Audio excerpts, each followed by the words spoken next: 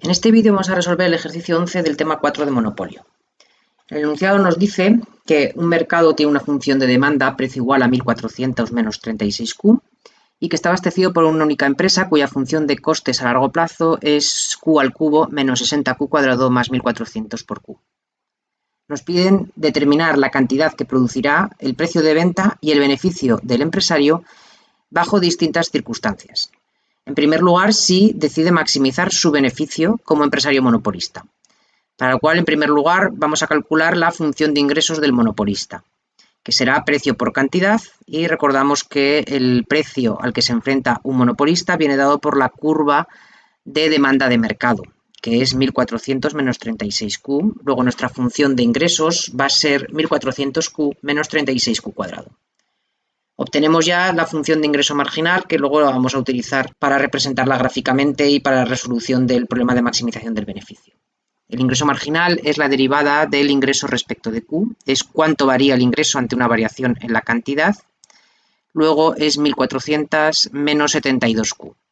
El problema de maximización del beneficio del monopolista, que la función de beneficios es ingresos menos costes, en este caso costes a largo plazo. La función de ingresos lo acabamos de calcular, es 1400Q menos 36Q cuadrado, menos los costes a largo que nos dan el enunciado, sería por tanto menos Q al cubo más 60Q cuadrado menos 1400Q. Operando, obtenemos que la función de beneficios que queremos maximizar es 24Q cuadrado menos Q al cubo. Podemos ya obtener la condición de primer orden para maximizar este beneficio. La primera derivada de la función de beneficio respecto de la variable de decisión Q tiene que ser igual a 0. Tenemos que la primera derivada es 48Q menos 3Q cuadrado. Ahora podemos sacar factor común de 3Q, nos quedará 3Q por 16 menos Q.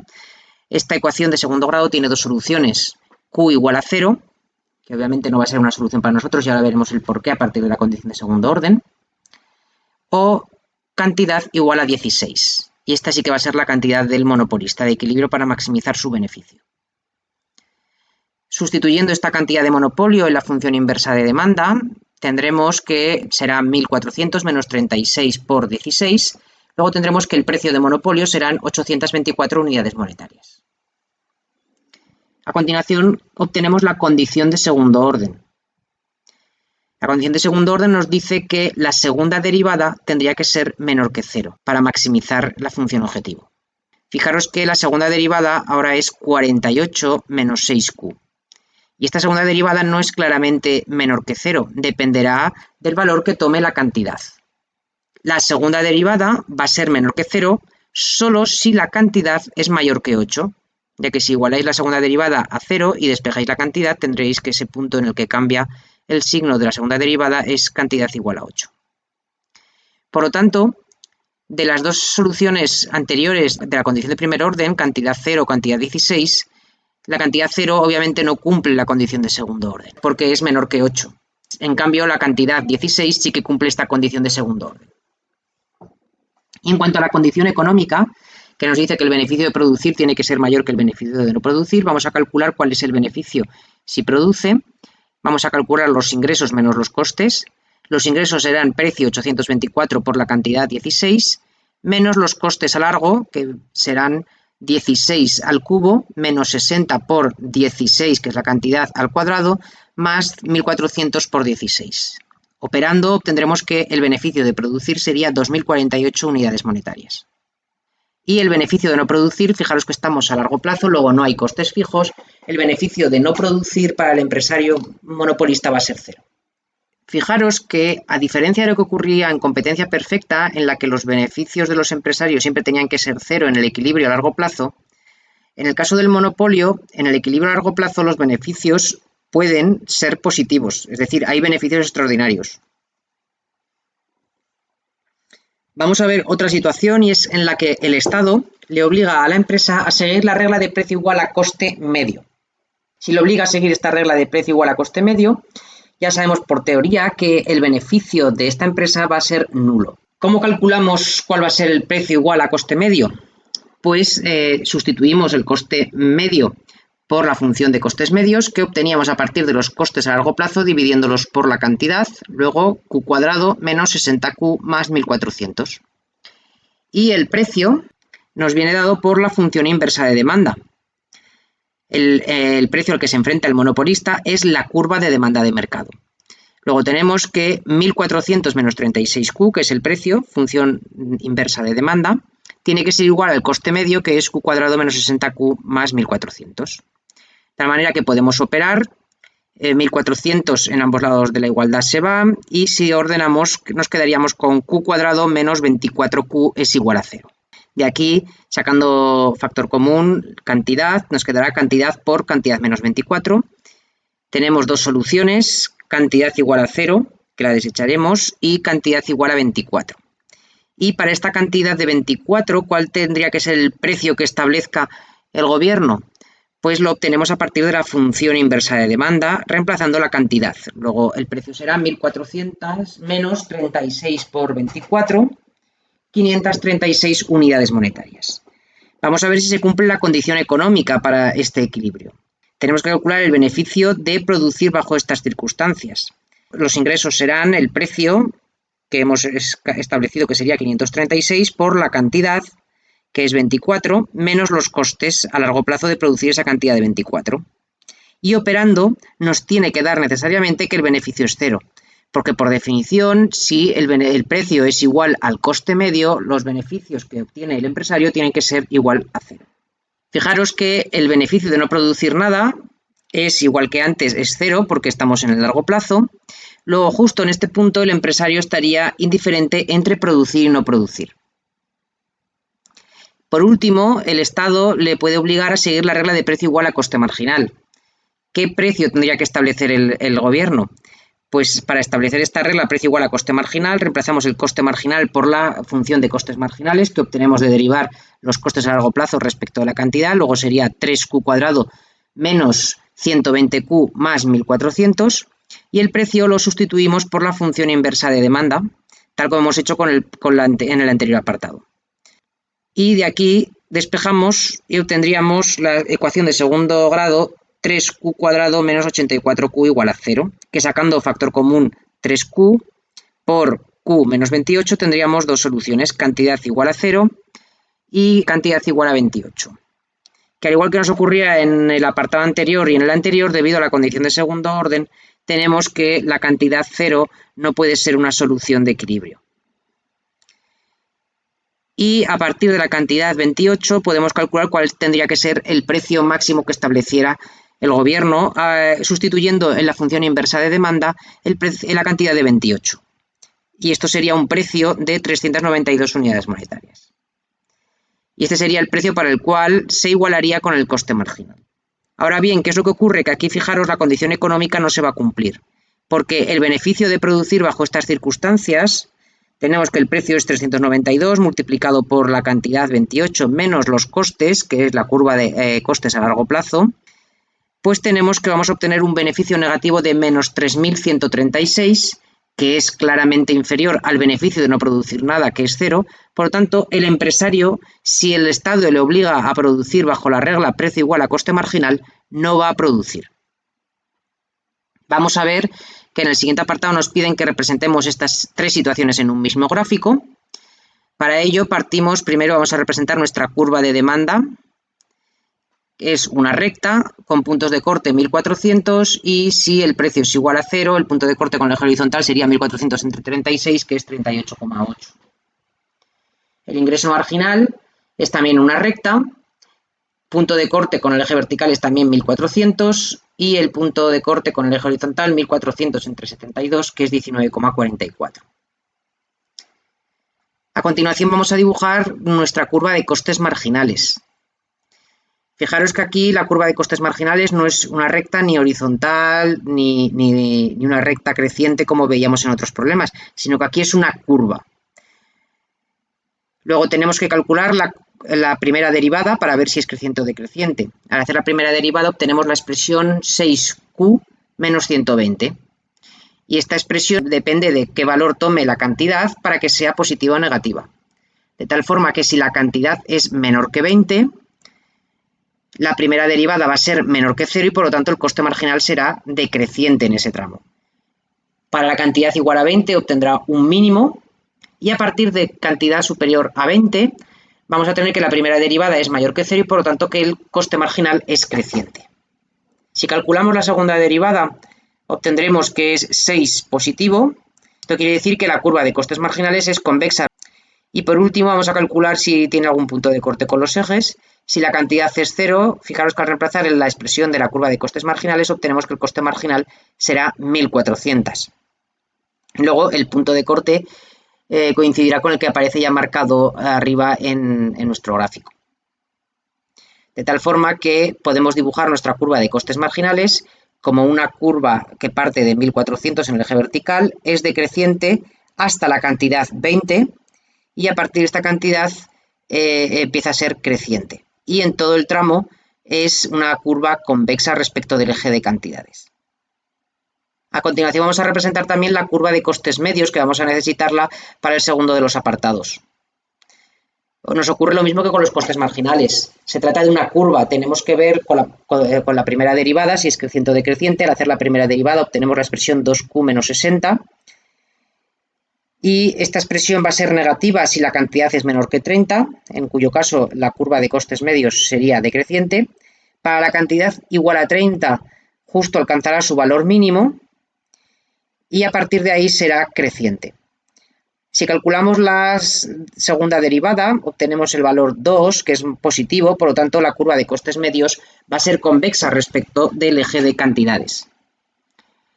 Y si calculamos el punto de corte cuando la cantidad es 0, el coste medio sería 1400. Luego el punto de corte coincidiría también con el del coste marginal. Luego es una curva que va a partir de ese mismo punto, de corte, 1400, que va a ser decreciente, que va a alcanzar un valor mínimo para q igual a 30 y en el punto en el que alcanza su valor mínimo también es en el que se cruza con la curva de costes marginales y a partir de ahí la curva de costes medios empieza a crecer. Vamos a continuación a representar cada uno de los equilibrios obtenidos en los apartados anteriores. En el primer caso, en el que maximizaba el beneficio como un empresario monopolista, tenemos que la condición de primer orden se cumple en el punto en el que se cruzan ingreso marginal y coste marginal. Este punto determina en el eje horizontal cuál es la cantidad del monopolista que hemos obtenido, que era 16. La altura determina el precio del monopolista, que es 824 unidades monetarias. Vamos a continuación a representar el beneficio obtenido. Recordad que el beneficio es ingreso menos costes. Los ingresos totales se calculan como precio por cantidad, con lo cual aquí gráficamente, si tenemos que el precio es esta altura, hasta 824, y lo multiplicamos por la cantidad, que es 16, el área de todo este rectángulo grande tendremos que serán los ingresos totales. Vamos a ver ahora cómo obtenemos los costes totales. Acordaros que los costes medios se calculan como coste total, en este caso a largo plazo, dividido por la cantidad. Luego, si queremos obtener cuáles son esos costes totales a largo plazo, despejamos y obtendríamos cantidad por coste medio a largo plazo. Fijaros que para esta cantidad, el coste medio a largo plazo nos viene determinado por esta altura, que si calculáis, reemplazáis en la curva de costes medios, reemplazáis la cantidad 16, os da que el coste medio de producción va a ser 696. Y ahora el área de este rectángulo más pequeño que tiene base 16 y altura el coste medio, que es 696, van a ser los costes totales a largo plazo.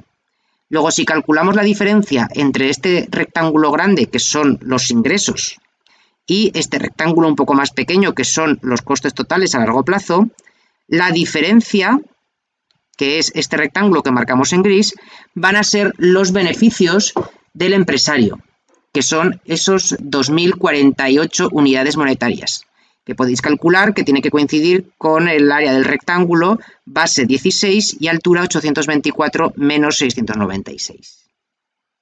Vamos a continuación a representar el siguiente equilibrio, en el cual el Estado obligaba al empresario a seguir la regla de precio igual a coste medio. Si el empresario obliga a seguir la regla de precio igual a coste medio, donde se iguala el precio que viene dado por la curva de demanda en el caso del monopolista, con el coste medio en este punto. Luego, el eje horizontal nos va a determinar que la cantidad para este precio igual a coste medio será 24 unidades físicas del bien, y esta altura nos está determinando cuál es el coste medio, que a la vez es el precio, 536 unidades monetarias. Fijaros que en este caso el beneficio obtenido es cero, porque la diferencia entre el precio 536 y el coste medio, que es también 536, es cero. Y a continuación vamos a representar el último caso en el que el Estado obliga a la empresa a seguir la regla de precio igual a coste marginal. Precio igual a coste marginal se cumple en el punto en el que se cruza la curva de demanda, que representa el precio para un empresario monopolista, con la curva de coste marginal, luego en este punto.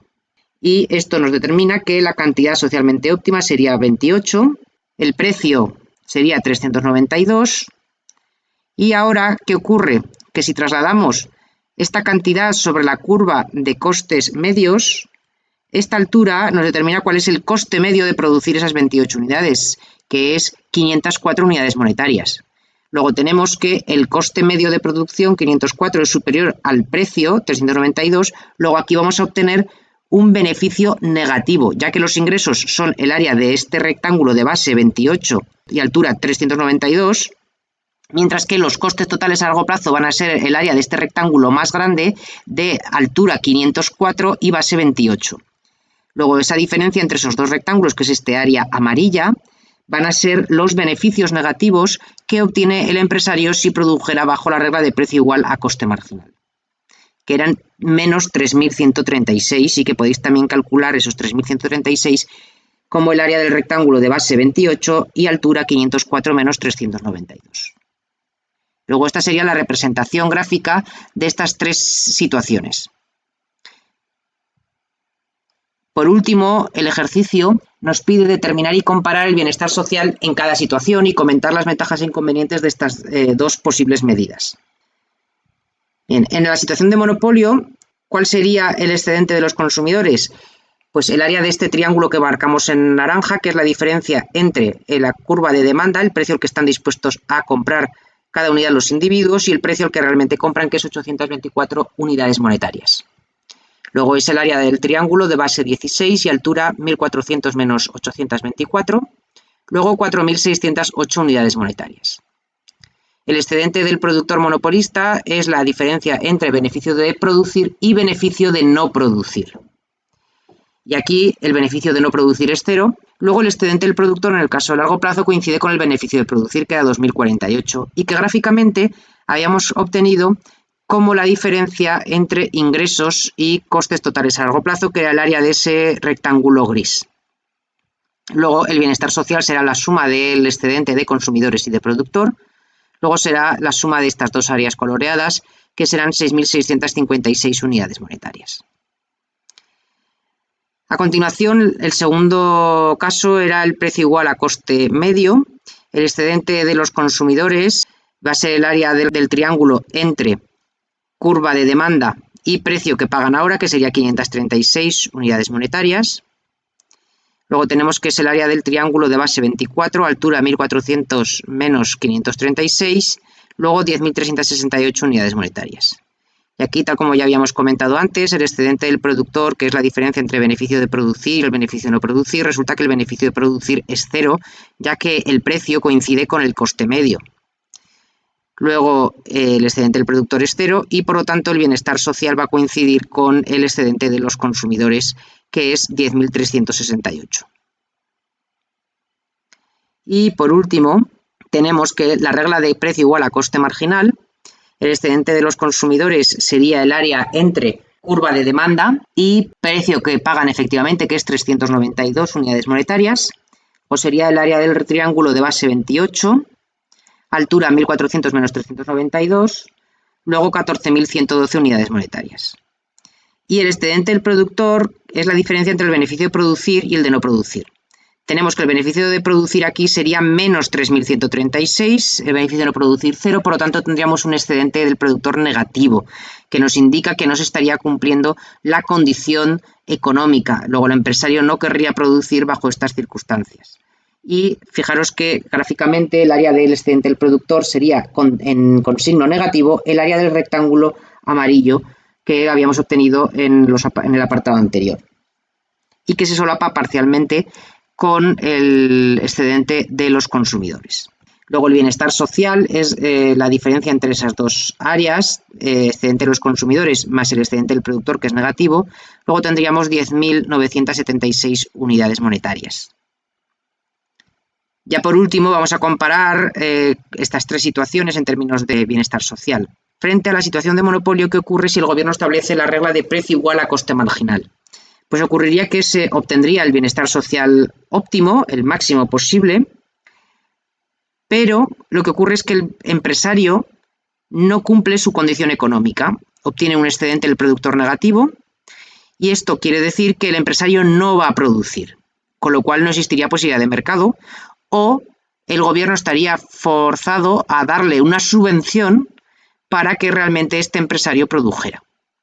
Y obviamente la introducción de una subvención implica el detraer los recursos de otras partidas o establecer un impuesto adicional y por lo tanto puede incurrir en adicionales ineficiencias. En cambio, ¿qué es lo que ocurre si establece el precio igual a coste medio? Pues ocurre que el bienestar social no es tan alto, no es el socialmente óptimo, no es tan alto como el de competencia perfecta, pero sí que es mayor que el de la situación de monopolio. Y aquí, además, una ventaja que ya habíamos comentado en un ejercicio previo, es que la estructura de costes medios de una empresa es mucho más fácil de conocer por parte del gobierno que la estructura de costes marginales. Luego siempre es más fácil, desde un punto de vista técnico, poner en marcha una regla de precio igual a coste medio que no la de precio igual a coste marginal.